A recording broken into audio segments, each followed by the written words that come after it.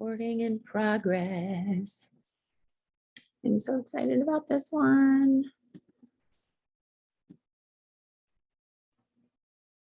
Wait for everyone to hop on. Make sure my volume is in a good place. It looks like the levels are good.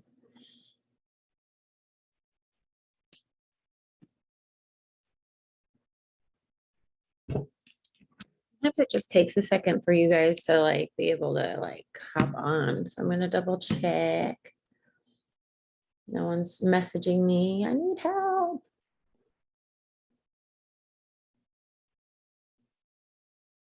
We are beginning. I did post it in the Facebook group, so that's a really good source to be able to just find the Zoom. If you're ever lost or you can't find it in your email or whatever it is, you can always find it in there.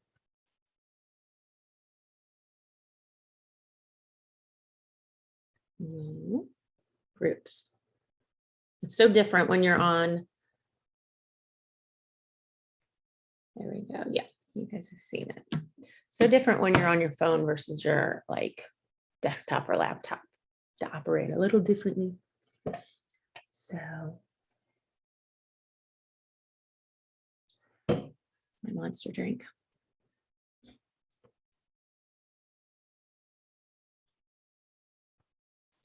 I'm sitting at my picture window in my bedroom and I've got butterflies and I've got my hummingbirds.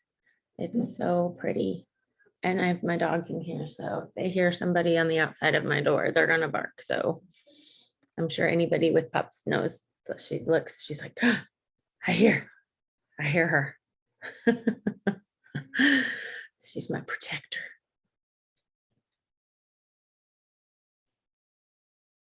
Sure, no one's trying to help.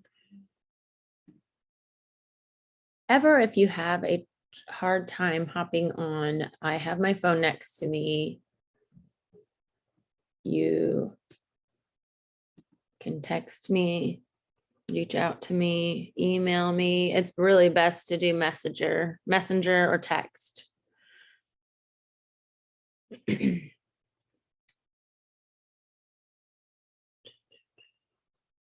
Okay, well, it's 11:05, so I'm gonna go ahead and begin, and hopefully you guys will catch this on the replay. I know a lot of you had reached out and told me that, oh, I'll try and hop on. What I really have a lot of notes on, I first of all wanted to share about a book that I read a long time ago, and it really was this game changer for me. And it's called The Four Agreements book. I don't know if anybody's ever heard of that, but it is truly a life-altering book. And it's an easy read, so you don't have to, like, I'm not a reader, so if I sit down to read a book, I listen to it a lot on tape, but if I sit down to read and have like the physical book in my hands, it can't be super hard to read for me because I've got a million other thoughts going on in my mind and they tend to take over. But this captured me, and it's The Four Agreements. So it's a book I highly, highly recommend you all get. And it works with really changing your mindset and changing how you view your life and your experiences without having to change anybody else or anything else around you, which is really, really the goal. You don't want to have to rely on other people to be different or to do different things for you to feel better. My watch is listening. I don't know why. So there are four agreements. One is be impeccable with your word. Speak with integrity. Say only what you mean. Avoid using the word to speak against yourself or to gossip about others. Use the power of your word in the direction of truth and love. That's pretty straightforward. This next agreement was really game changing for me. And it's called, it's Don't Take Anything Personally. And it says, nothing others do is because of you. What others say and do is a projection of their own reality, their own dream. When you are immune to the opinions and actions of others, you won't be the victim of needless suffering.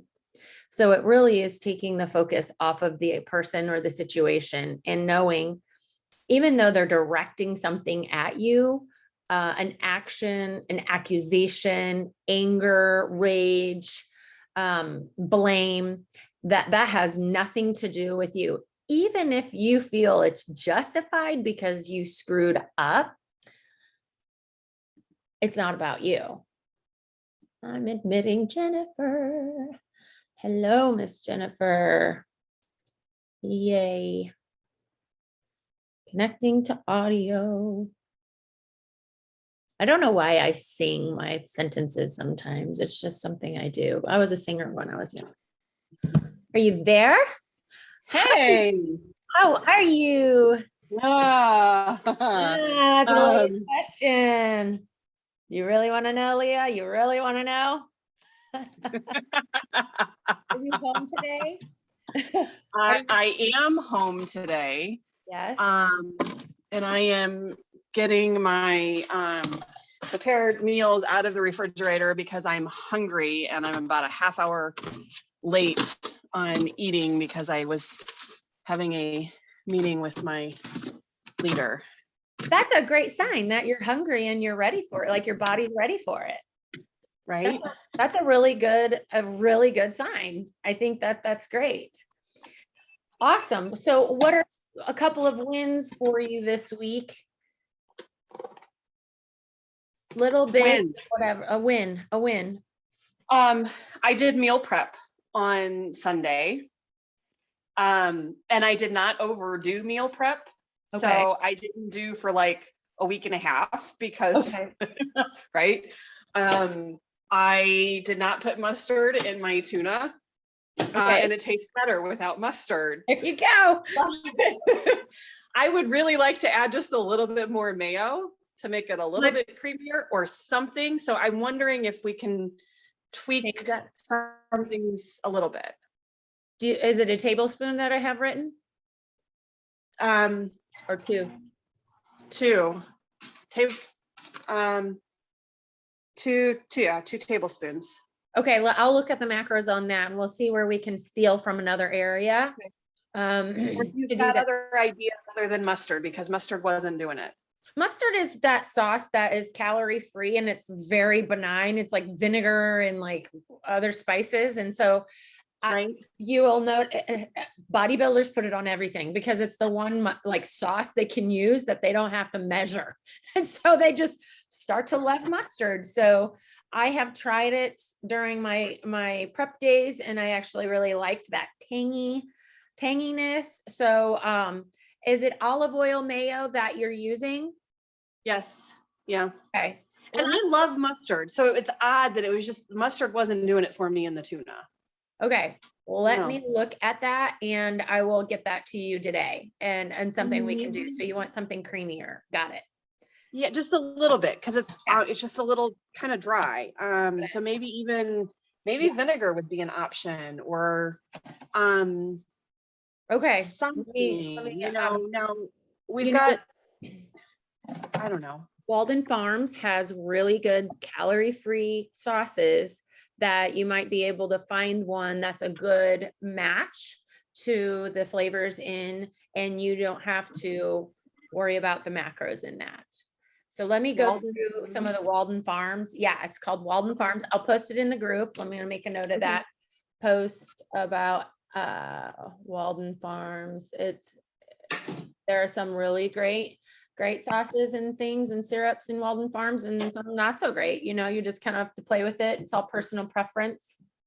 Right. So I'll do that. Good for meal prep. That's probably one of the biggest. I don't want to use a specific word, but it can be one of the things you have to get used to the most. Right. Get in the habit of the most that we tend to put off and put off and put off because it's like, I just don't want to do it and get it done. But do you feel so great when you do it? Right? I felt like you're so ready and prepared. So I always try to wrap my mind about it. Like, I am doing this for the rest of my week or for the first few days of my week. So it's really, your prepping is, oh, it's so good for you. And and when you prep your own food, you like it that much more, right? You cherish it. Right, to some extent, but then I'm feel like there are certain things that I'm kind of getting tired of too, right? So I'm kind of tired of the tuna.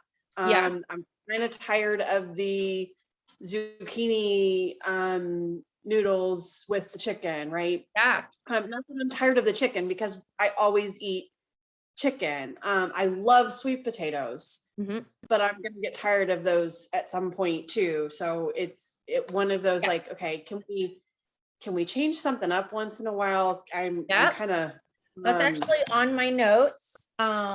Because you've got to be on a meal plan for a certain period of time, just so you understand, okay, my body does this when I do this, and I eat this for a specific period of time. So, so you have a reference point. We're creating a point of reference for you. So if you're getting results, which you are, and I'm so excited for, and you're like, I'm just not getting them fast enough, what is something that you can do, just a little adjustment that you can do to maybe trigger even more progress? And that would be, say you have written 100 grams of sweet potato, and you want to make an adjustment to maybe drop body fat even more, but you don't want to change everything. You can take 20 grams of that away and be consistent with that, and you will see progress. You will see movement. It is just these little minor changes that is going to make your slope get a little bit more drastic when it comes to trying to get progress. So if you're getting progress, but it's going a little slower than you want, you've been consistent with what's been written. That's the key. You have to be consistent with it. Then you can make that slight adjustment, and then you'll see progress speed up. So I will say, like, the asparagus, sweet potato, and chicken, I eat all of that in the morning, right? Good. I'm hungry. I want all of it. Yep. When I hit that next, the chicken and zucchini and tomatoes and rice, Yeah. I don't want all of it. So I eat the chicken. I eat as much of the zucchini and rice and all of the tomatoes, because there's not that many tomatoes, right? Right. But I know I'm not getting all of it in because I'm full and I'm not wanting all of it, right? And then dinner, the last several days I've been doing 2 rice cakes instead of 3, but eating all of the tuna, because I'm just not like, I can't eat that much. But then, last night I was really hungry and I didn't get my protein shakes in, so I had muscle egg before I went to bed. Good choices. Good choices. On the protein more than anything, because I think, correct me if I'm wrong, protein is the most important. Totally. Okay. Totally the most important. And it is the one macro that going right before going to bed and having it right before bed is so perfect. And it's just going to keep that lean muscle mass that you've got, which is also our fat burner. Like if we just don't give ourselves protein and we start dropping our muscle mass, then we're dropping our ability to burn fat. So look at your muscle as your fat burner. And so it's going to be your foundational macro. And then you're going to make your carbohydrate meals on the more active times of day, and then your fat meals on the more winding down times of day. And that's the general rule. And I actually had that on here, the rule of thumb. So when it comes to meals, I have written for all of you, it doesn't have to be in that exact order, because I don't know when you're going to work out. And there's too many of you to tell you do this, then this minute, then this hour, then this hour. What I want you to do is look at the meal plan written. I usually put the pre-workout and the post-workout at the bottom of the meal plan. It says meal 5 and meal 6 or meal 4 and meal 5, but that is ones where you plug in 20 minutes before you work out and 20 minutes after you work out, 20 to 30 minutes. And then you space those other meals according to your day. And so this is the part where you're making those decisions, you're planning that, because there are times where I work out at different times of day and the order of meals don't necessarily fit. So it is being able to make those last minute adjustments per situation. Like you said, I haven't been able to eat all of it. So say for instance, the meal with the rice and the chicken and is it asparagus? Zucchini. So I have chicken, zucchini, and so if you can't get that all in, the zucchini is no big deal. You just cut that in half. That's really free macro. That's not giving you a carb, a fat, or a protein. So if you're feeling full, you want to just back off on the zucchini and then try and get all of the rice in. Is it a third cup? How much rice is it? 110 grams? 120. 120 grams. And so do you think you've probably been getting at least 100 in? Probably. Make note and just, and like, so the next time you eat that meal, you weigh, it's all weighed out. And you're like, the second you start feeling like, I don't think I can finish this, weigh what you have left on your plate. We have to make that adjustment. So if that's been a consistent thing for you and you've not been eating all of it, then that needs to be our point of reference. So if we do want to make an adjustment, that 120 grams is not our point of reference. That say it's 100 grams is our point of reference. Then I'll take you down to 80. Or if you want to take yourself down to 80, let me know and say, this is what I've been doing. This is what I plan to do. Let's see what happens there. So you see what I mean? Like you just start taking it down by like 20 grams at a time, which isn't a lot, but your body doesn't need this drastic cut things in half, movement for you to get progress. That's the cool thing about eating clean. I'm actually really excited that you're saying this is so much food and you're still losing weight. Like that's exciting. And you're getting hungry. And like that's a sign your metabolism's ramping up and you're getting all of these. Every time you eat, it's a metabolism trigger. It stimulates the metabolism. And then every time you miss a meal, that's when the metabolism might kind of slow down. So you don't want to do that. You want to get that meal in so that keeps it going and raring. So you're doing it all right, especially if you're like, this is the situation I'm in and this is not the norm. This is what I need to do to rectify that. You know what I mean? Like didn't get all your meal in that day, but you're hungry, but you don't want to have any carbs or fat, but you're going to have a muscle egg. That muscle egg is a lifesaver. Yeah, and it tastes good. Tastes good. I know. It's like, can I just have that? And you can even freeze it. So a lot of time I'll put it in the freezer bag, like just a baggie, put it in the freezer for 30 minutes, take the baggie out, massage it up a little bit, put it back in for 30 minutes. And usually after that, it gets into this ice cream kind of consistency. And I have it in like an ice cream form. If you miss ice cream, it's so good. Right. Because that's where I was last night. I was like, I'm hungry. I need something. And boy, chocolate. How about a cookie? How about, oh, wait, there's muscle egg in the refrigerator. I'm going to go do that. And that I got what I needed. I was not hungry afterwards. And I had that sweet taste, like I had a treat, and it really wasn't a treat. So yeah, that I know. was really It's awesome. So that leads me actually, I'm going to come back. Before you hopped on, I started talking about a book that I'm going to circle back around so that the recording, when people come back, they're not like, what the heck happened to just what she was talking about? But you hopped on here and I wanted to address all this stuff. So that leads me to the treat meals.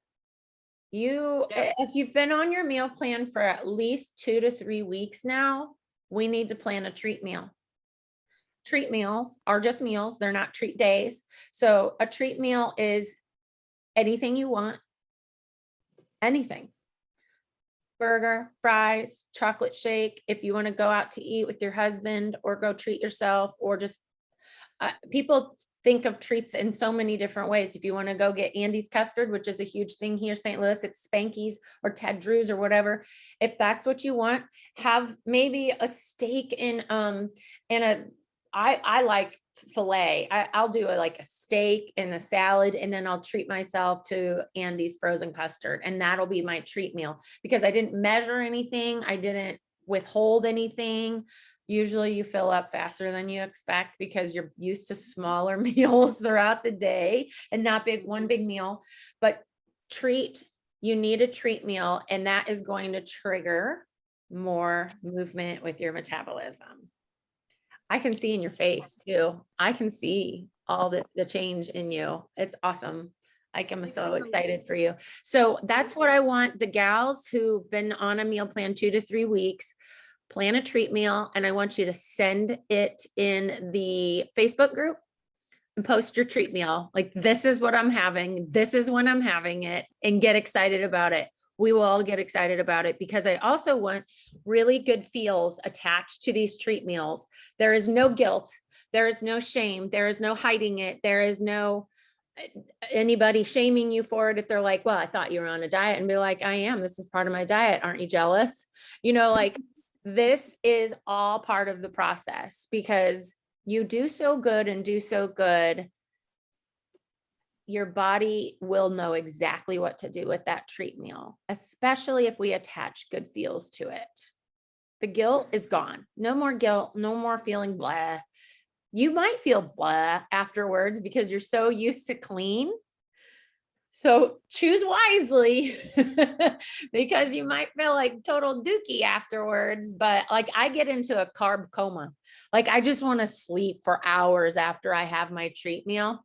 Pizza was a really big treat meal for me, and I just would go after it. But I would eat in one session. You don't eat, then take some home, and then have the rest later and be like, what? This was part of my treat meal. It is what you can have in that one setting, and that's it. Walk away, you're done. And then it's very hard to, even if you had it like at noon or whatever, like a lunch treat meal, it's very hard to get the rest of your meals in. But I want you to continue on your meal plan after that treat meal. So choose wise, like replace one of your meals with that treat meal. And I usually do it at night, because if I have like just a protein shake or whatever afterwards, it's easier to get that down. But I want you to keep consistent on that, because your body needs to be amped at this level, which is what you've been doing. And then you have that treat meal, it spikes. And then your metabolism's like, oh, okay, we're going up here. And then you drop it back down to where you're at. But then your body kind of stays up here for a little bit. And a lot of the time people will see a drop in a few pounds after a treat meal. Now, if that doesn't happen, don't think that we screwed everything up. That's not for everyone, but that oftentimes is what happens. So we're going to do treat meals for those on 2 to 3 weeks of their meal plan. So I want those to post that in the Facebook group. I will do a thumbs up, or if I need to make it a recommendation or a change in something, I'll state it. But I think it'd be really great for everyone to see and get excited with you for the treat meal, because it's super fun. So let me just review 2 to 3 hours between meals.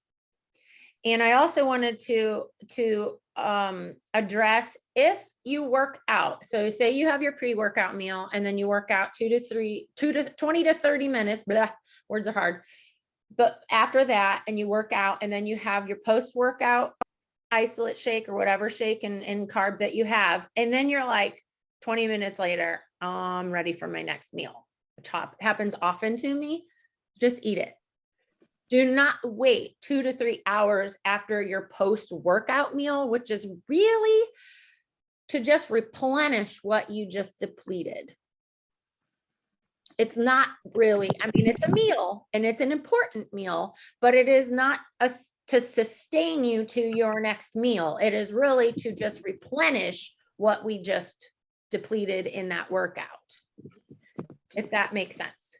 So if you're like an hour, and it's okay if you go 2 hours or whatever afterwards, but if you're ready for it, just have it. just get on schedule with it and just keep moving in your day. Slow carbs are to release energy on a slow basis. Those are the oats, sweet potato, brown rice, those items. Then the fast digesting carbs are written usually after workouts, bananas, any kind of a fruit except grapefruit. If I have written grapefruit for a pre-workout, that's still fast or medium, but it's got good fat burning qualities and it's a great carb to have pre-workout.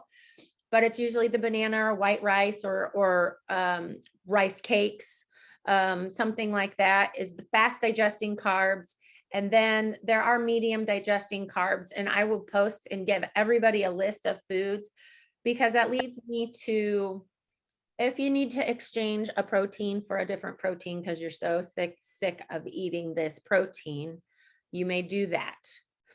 But you've got to also look up, okay, I have written 100 grams of boneless, skinless chicken tender. That is X amount of protein. Say you want to change it for turkey. Turkey has more grams of protein per gram than chicken does. So you're not going to exchange 100 gram for 100 gram if you're going from chicken to turkey.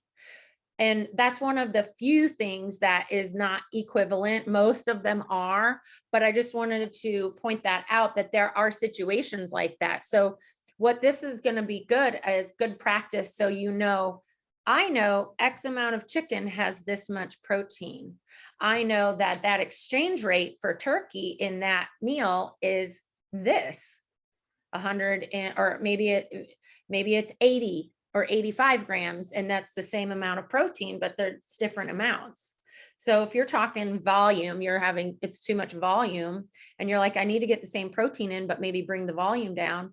That would be a good exchange. Go from chicken to turkey. Does that make sense? Mm-hmm. Okay, so then you'll just look those up. They're easy to Google, and it's going to educate you and get you more and more aware of what it is you're eating and what it contains. And so then you're going to be able to continue making good choices long after you're done with the program of, I mean, you'll go to a restaurant, be like, yeah, I can go to that restaurant, because you can do a steak and you can have them, you know, not do the big butter basting of it, just dry. You know, you can get a filet with no bacon and dry, and then you can get a potato and you'll see this huge potato come on your plate and you'll be like, yeah, I know that's way more carbs than I should really be having. And you'll be able to eyeball, because you've prepped so many times, you know exactly what 100 grams or 120 grams or whatever is written looks like. So then you can make that choice and you'll be making better choices and your results will be able to continue. So your reference point is just getting, your set point is just getting reprogrammed on amount. The only time you would pair a fat with a carb is if you needed an extreme extended release of energy. So say you're going to go kill your legs in the gym. You just know what's happening. You know, you're like 2 hours. That's exactly what I'm going to do. I'm in the mood. I want to go just destroy my legs. And this is not saying you'll do this now, but down the road, the only time I would pair that carb with a fat is to get that extended release of energy, because the fat slows down the metabolizing of the carb. Your body goes after the carb first, and then it'll go after the fat. Fat is much slower. It keeps you more satiated, those things. So that's the only time we do that. If ever you guys find yourself in that situation where you're like, I really need a lot of energy right now, and it's just not it's not cutting it, we'll talk about blending that. Said that not as a link, just text. I will try. Okay, that was another gal for us. Make sure you're okay. I already talked about substitutions, things you can do when, yeah, good, consistent. No, I was giving you, yeah. So you know, so like I said, you can take your carbs down if you wanted more a faster result, not down to a point where you're like really low on energy and you're just starving and starting to make bad choices. But if you wanted to accelerate your progress, that would be one of the things that you do. treat meals, talked about that. Schedule it. Those are important. So I would do a treat meal now, and then in 2 weeks, do another treat meal. So like every 2 weeks, treat yourself. So then that leads me into, I'm going to be sending everybody this really, really cool mindset planner. It's going to look like this. And it's going to be in a PDF. I printed it. I like writing a lot lately. And it's going to have a Monday through Sunday.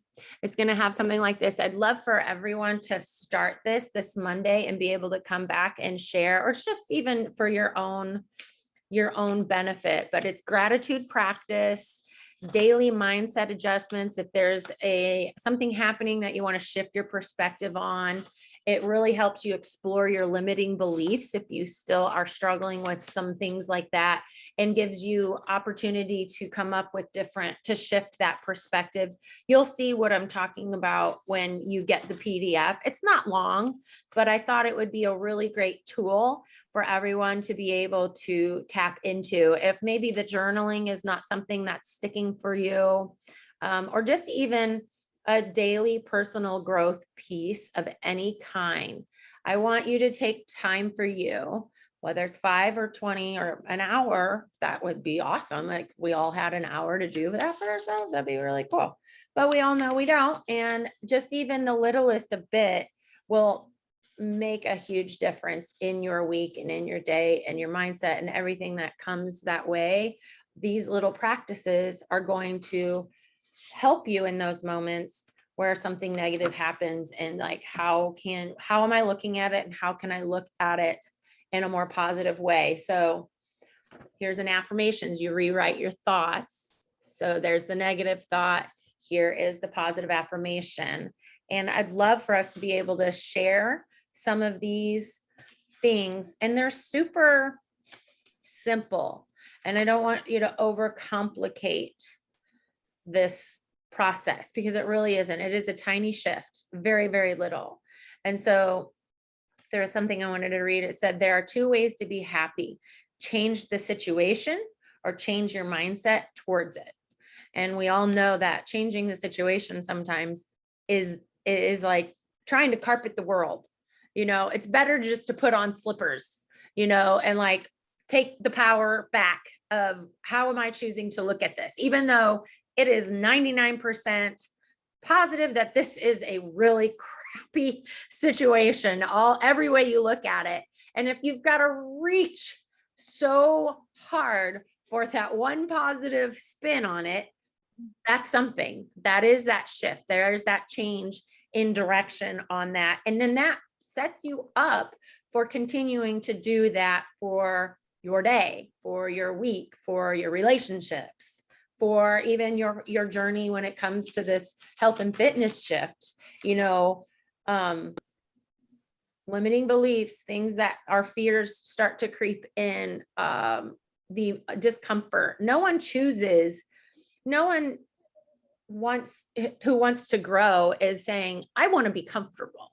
Everybody who chooses growth knows that there's going to be an uncomfortableness to it, but that's kind of part of it.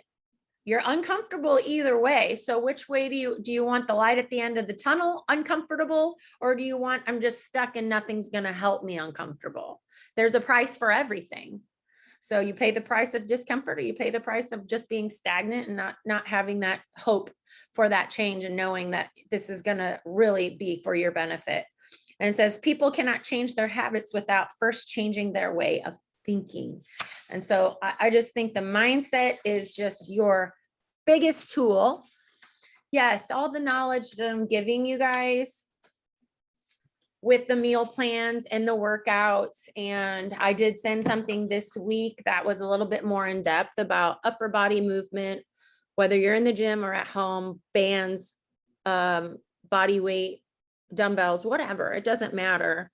It's a principle that you take in every situation when you're working out, because we want to also make sure we're working out at an intensity that really is going to get you those results. You just can't go through the motions.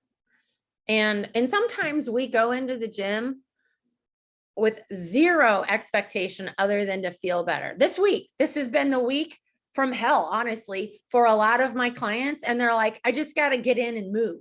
I don't care if I work out hard. I don't care if I'm growing this bicep or my glutes or whatever. I just need to move my body because they know, scientifically proven, that that chemical is going to get released and they're going to feel better when they walk out that door. And that's the sole purpose they came to me that day. Or they made an extra appointment because I've got a lot of that too. They're like, you got anything 7 a.m.? And I'm like, sure. 7 a.m. sounds great. So we all have a different reason for getting into the gym and what we want out of it.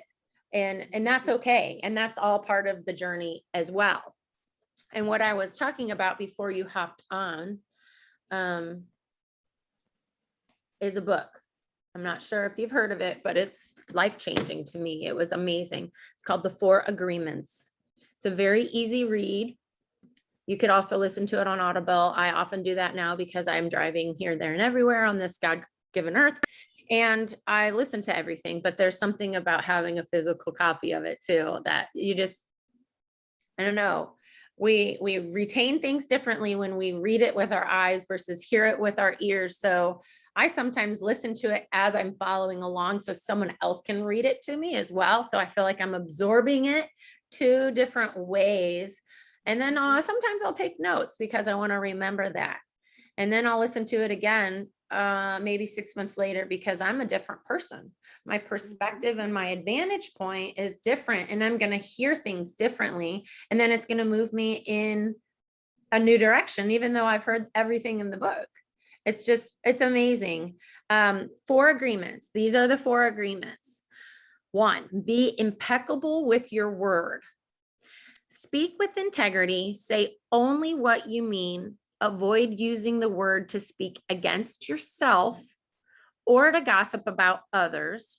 Use the power of your word in the direction of truth and love. And this is not a Christian book. This is not like, this is just principles of life, no matter what your belief is.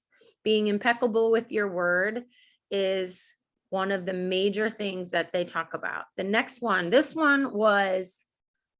the next 2 were huge game changers for me. It's by Miguel Ruiz. I'll post it in the group as well. Anything I talk about in these group calls, I'll post in the group so that you can refer back to it. The next one, don't take anything personally. Oh boy, that's a huge one. Darling, I'm still on. Thank you. Nothing others do is because of you.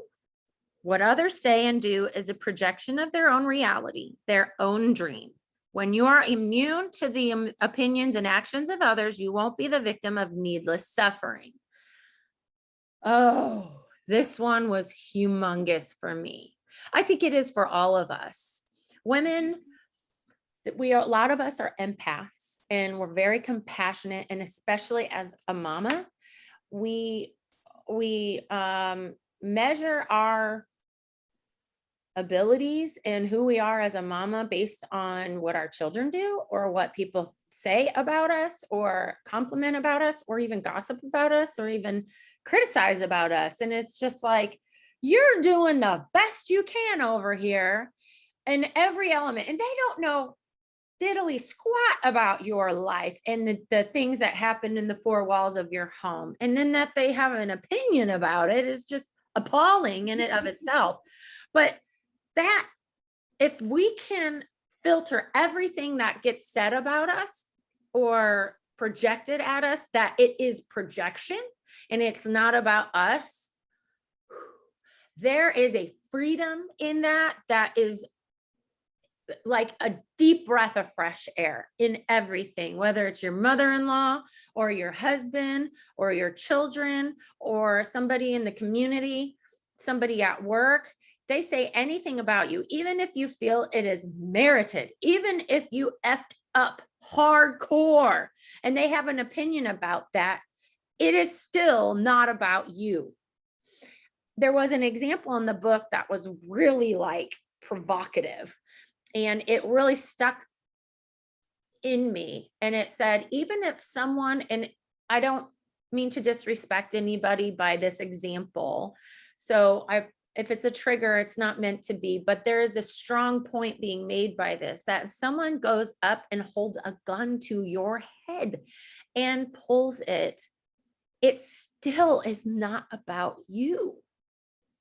And that was really powerful to me, and thinking, are you sure that's not about me? Because that's a pretty finite thing to happen. That's a pretty powerful thing for someone to do, but it isn't.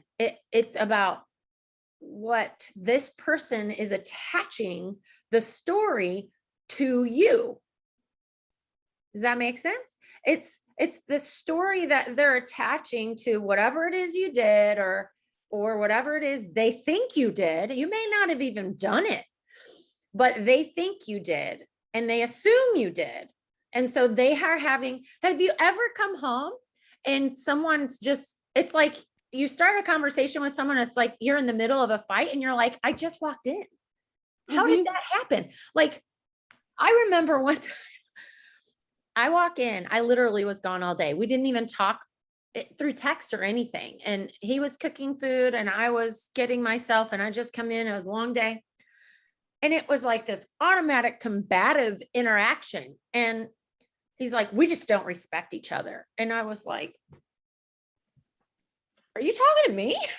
I mean, really was like, what did I miss? So something happened.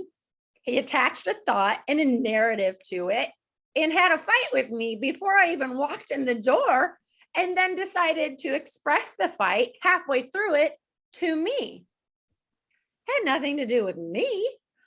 Those were thoughts and labeling and narratives he was choosing to attach to something. I mean, when someone can take something so opposite of what you intended, it obviously is something going on with them. When they don't put the benefit of the doubt, or that, they look at the best in everything that you do, and they attach negativity to one of your actions, especially in text. Text is awful. I hate texting unless you are an emoji nut and you can attach all those emojis and things to, my son's great at it. I love texting him because he's really fun to text with because he's so expressive. But if it's just fine, sure, K, what's with that? Some people put K, just the letter K, and some people put OKAY. Which one do you take as, oh, they might be in a bad mood, or that's really short. What's going on? Are they mad at me? Oh my gosh, what did I do? And then you start going through all of these things, the last interactions you had with them, and you're taking as personally, and you're assuming they're mad at you. And it's all the things we're attaching. Then you get home, and now I've reversed it. And then you get home, and then you're like, but why didn't you text me more? And they're like, I was just busy. So I didn't mean anything by it. And so you're projecting on them. So it goes both ways. And so having the power of how you attach a narrative to what somebody does, also you have that same power of attaching what somebody does to you. And you choose what that narrative is. You choose that. The next thing it leads into, and this all goes into the book, it's a very easy read. I really recommend this read. Don't make assumptions. Find, oh man, have we all heard it makes an ass out of you and me? And that spells assumption. It's so true. And there are times that we do it that we don't even realize we do it. So it says, find the courage to ask questions and to express what you really want. Communicate with others as clearly as you can to avoid misunderstandings, sadness, and drama. With just this one agreement, you can completely transform your life. So big. So this really taught me how to speak my truth and to really make my requests and not be attached to whether the person does the request, but knowing I spoke my truth and that I was very clear in what I needed and I wanted. Whether they meet that need or not is very much up to them. And then we can take the next agreement, don't take it personally if they don't they don't do the request, right? So this is really taking all the power out of somebody else's hands and putting it in our own hands in every interaction that we have with another person. That's going to greatly determine whether we have a really good day or really bad day. Power is in us, completely in us. No matter if someone chews you out that day or your spouse doesn't say one stinking word to you and you're like, what the heck's up your rear end? All of those things, those are all choices that we are attaching to those situations. And then this next one is, I mean, all four of these are so life-changing and they're not a lot. It's not like, here's a list of 21 things you can implement in your day. No, this is 4 things. Always do your best. Your best is going to change from moment to moment. Oh, that's the truth. It will be different when you are tired as opposed to well-rested. So true. Under any circumstance, simply do your best and you will avoid self-judgment, self-abuse, and regret. So if someone out there isn't beating you up, it's usually ourselves.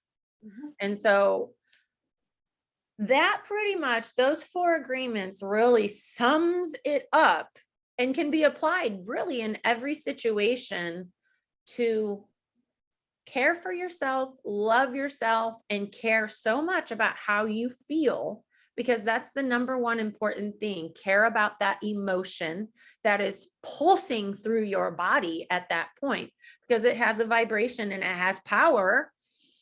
We care about how we feel. And so whether someone acts heinous to us, where we assume they're one thing, thinking one thing, and they're not, it's totally different. It's what we're choosing. And we can choose our own reality. And that doesn't necessarily, some people, when I say that to them, they're like, oh, so I'm going to live in delusion land. I'm just going to stick my head in the sand. I'm like, well, yeah, kind of. I mean, what feels better? That you think of the interaction that you had with that person through text as a personal dig on you, or you know what? They might be having a bad day. That's not about me. And trusting that if it is about you, that they're going to come to you and talk to you about it like a civil, respectful human being. And if they don't, guess what? That's on them. So finding where the responsibility lies when it comes to every situation. What is their responsibility? What is my responsibility? And when you start taking responsibility, you get your power back. And there is an emotional scale that there's low vibrating emotions, like powerlessness is the lowest vibration feeling you can have. Regret, it goes up. I'll even post that because it's so powerful to just know, anger and revenge is better than powerlessness. Because that, to some level, you feel revengeful, you got some power back. You feel like you're getting some of your power back. And then you can move it up to frustration. And it's just kind of like, I'm not doing anything to retaliate, but I am recognizing I'm frustrated. And then you slowly tell a narrative, whether you have to reach for it or not, of walking yourself up that emotional scale to a more positive state. And that is taking more responsibility for yourself and not relying on somebody else to make you feel better. Because that power is gold. And then anytime you find yourself looking at someone else to make you feel a certain way, or you say, they made me feel this way, you got to stop yourself and say, hold on.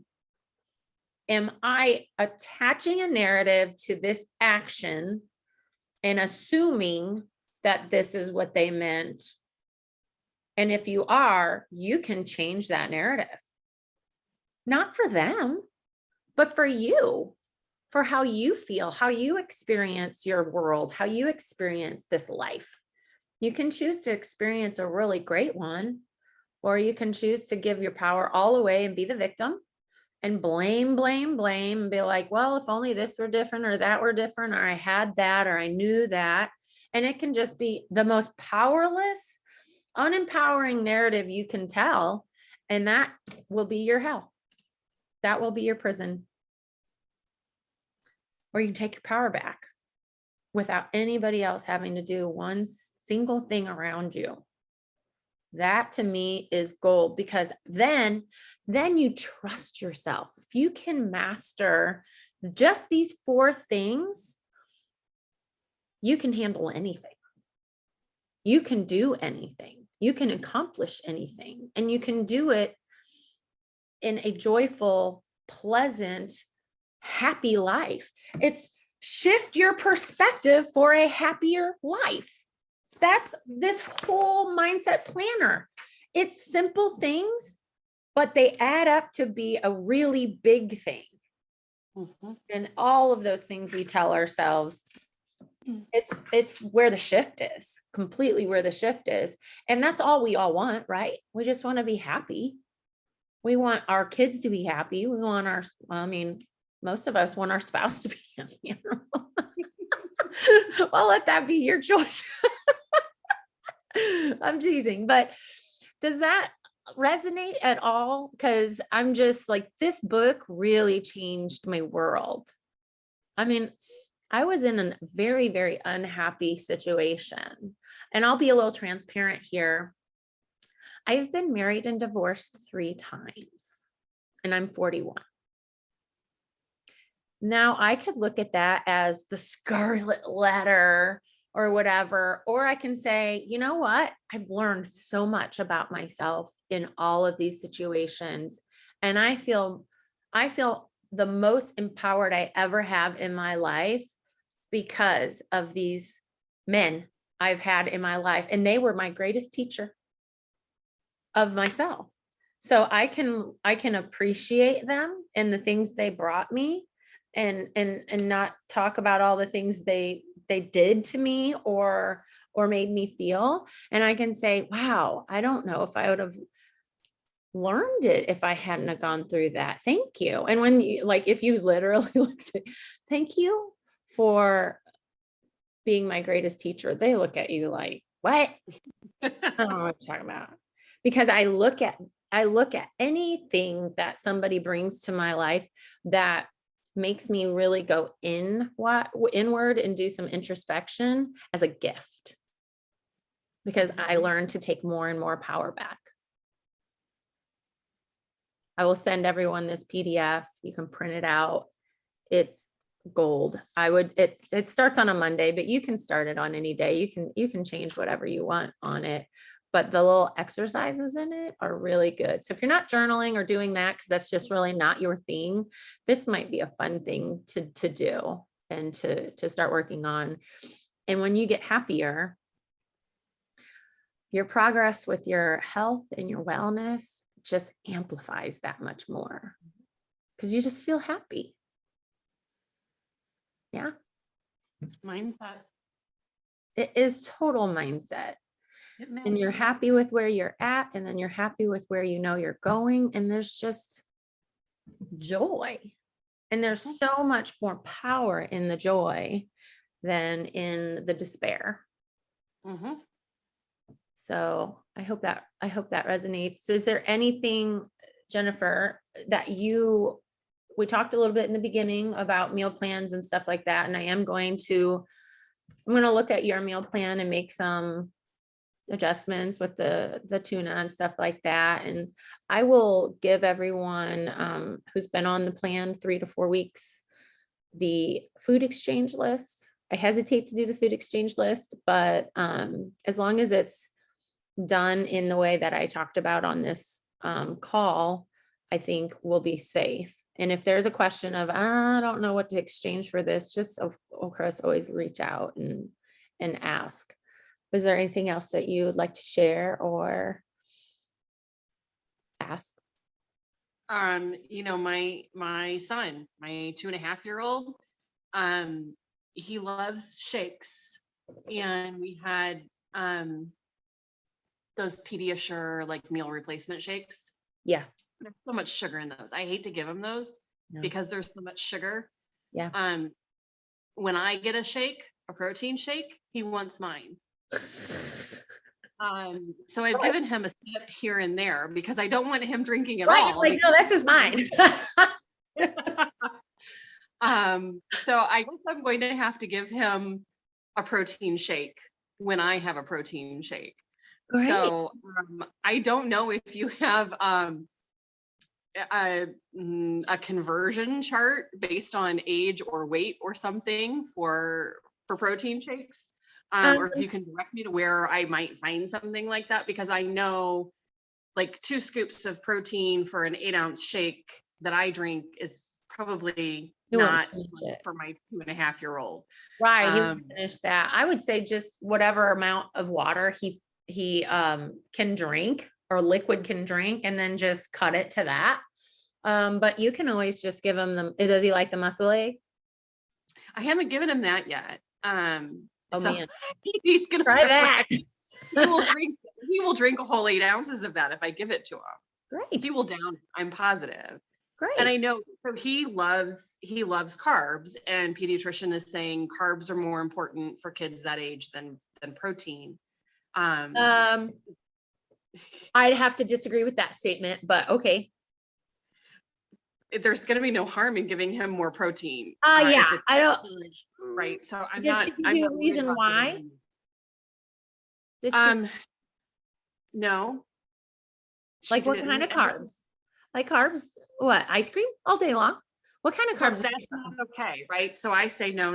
You need to have you need to eat more of your meal. But if you're eating more of the bread instead of the burger, okay, right? I can understand to an extent, but I'm guessing I mean, protein lasts longer. Carbs you burn faster than protein. So I don't know if it's the more meals a day and more carbs than protein because they burn through faster. I don't know. And I didn't push. We try to I would apply the same principles that you're learning for yourself to your son. It's the same thing. It's going to be more satiating. It's going to be supporting that lean muscle. That I have had an extreme experience in this with a child, not one of my own, but the eating is a problem, and they're not growing. And more carbs and more carbs is not the answer. Carbs are fine, but it's like, what carbs are you giving? But you've got to pair that with that protein. Just like with him, you've got to do the base and think about, well, how much does he weigh? How much does your son weigh? 30 pounds. Okay, so that's how much protein he should get in grams a day. Really? Yeah. And if he wants more, then give him more. More protein, if he has any constipation problems, that can be part of that, which is not a big deal. You can combat that with more water. If he likes prunes, stuff like that, that can help with the gut, but give him at least his body weight in grams of protein. Okay. At least. Does he get that at least in a day? No. Yeah, 30 grams of protein, easy breezy. Half of the little muscle egg is 13. Right. So well, I mean, I could give him a whole 8 ounces of the muscle egg, and he would almost hit then with whatever protein he gets from his meals, and that would probably, okay. At least.